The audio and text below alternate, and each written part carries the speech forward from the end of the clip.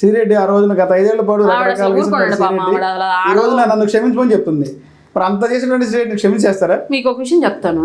పోసాని మురళీకృష్ణ అదే క్షమాపణ చెప్తాను, సిరిజన్గా ఉంటాను. నేను ఒకటి చెప్తాను. రామ్ గోపాల్ వర్మ ఇప్పుడు నాకు ఒకళ్ళ మీద పళ్ళ అర్జెంట్గా వెళ్ళి కత్తితో పొడిచేసా, చచ్చిపోయాడు. ఇప్పుడు నేను రియలైజ్ అయ్యా, నా కత్తి నేను తెచ్చేసుకున్నా, పోయిన ప్రాణం ఎట్లా రావాలి? మేము అనేది అదేనండి. అప్పుడు మేము అందుకే క్షమించే ఉద్దేశం మాకు లేదు. చట్టపరంగా యాక్షన్ తీసుకుంటున్నాం మేము 100%. ప్రభుత్వం ఎవరైతే ఉన్నారో ఎలాంటి కేసులు అయితే నమోదయ్యాయో ఆ కేసుల ప్రకారం చట్టం తన పని చేసుకుంటూ వెళ్ళిద్ది. గత కాలంలో 5 ఏళ్ల కాలంలో శ్రీరెడ్డి మీ మీద ఒక సంచలన ఆరోపణ చేశారు.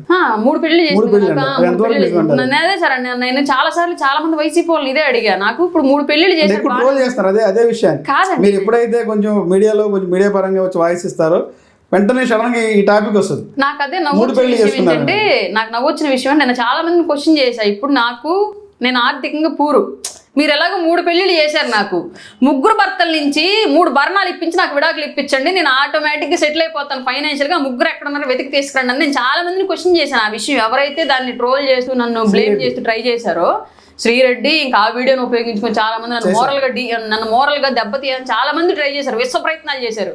బట్ వాళ్ళకి తెలియంది ఏంటి అంటే, నాకున్నటువంటి మానసిక ధైర్యం ముందు, సమాజం పట్ల నాకున్నటువంటి చిత్తశుద్ధి ముందు, పవన్ కళ్యాణ్ గారి మీద నాకున్నటువంటి నమ్మకం ముందు ఇట్లాంటివన్నీ నాకు కేర్లోకి కూడా రావు. వెంట్రుకతో సమానం, క్లియర్గా చెప్పాలి అంటే, నా భాషలో చెప్పాలి అంటే. ఇవన్నీ వీళ్ళకి అర్థం కాక అట్లాంటి ప్రయత్నాలు చేశారు. నా జీవితం ఏంటి, నేను ఎలా పుట్టాను, ఎలా పెరిగాను, నాకు పెళ్ళిళ్ళు ఎన్నయ్యాయి, నా పిల్లలు ఎంతమంది, ఈ వివరాలు ఏంటి, నా క్యాస్ట్ ఏంటి, ఈ వివరాలు ఏంటి అనేది క్లియర్గా నా చుట్టుపక్కల ఉన్న అన్ని గ్రామాలకి తెలుసు, నా లోకల్ నియోజకవర్గంలో కూడా తెలుసు. ఎక్కడో ఉన్న వాళ్ళు నా మీద వీడియోలు పెడితే నేను ఎందుకు భయపడాలి, నేను ఎందుకు వెనకడుగు తగ్గాలి? ఒక పోరాటంలో నాకు ఎదురయ్యే అన్ని సమస్యలను ఎదుర్కొని నేను ముందుకెళ్ళగలుగుతాను. నేను సరైన సైనికురాలిని, ఆ యుద్ధం గెలవడానికి నేను అర్హురాలిని. ఎవరో ఇట్లాంటి బుక్కా పకిరిగాళ్ళంతా వచ్చి మాట్లాడదని చెప్పేసి నేను వెనకడుగు వేస్తే ఆ యుద్ధానికి నేను ఎలిజిబుల్ కాదు, ఆ విజయానికి కూడా నేను ఎలిజిబుల్ కాదు.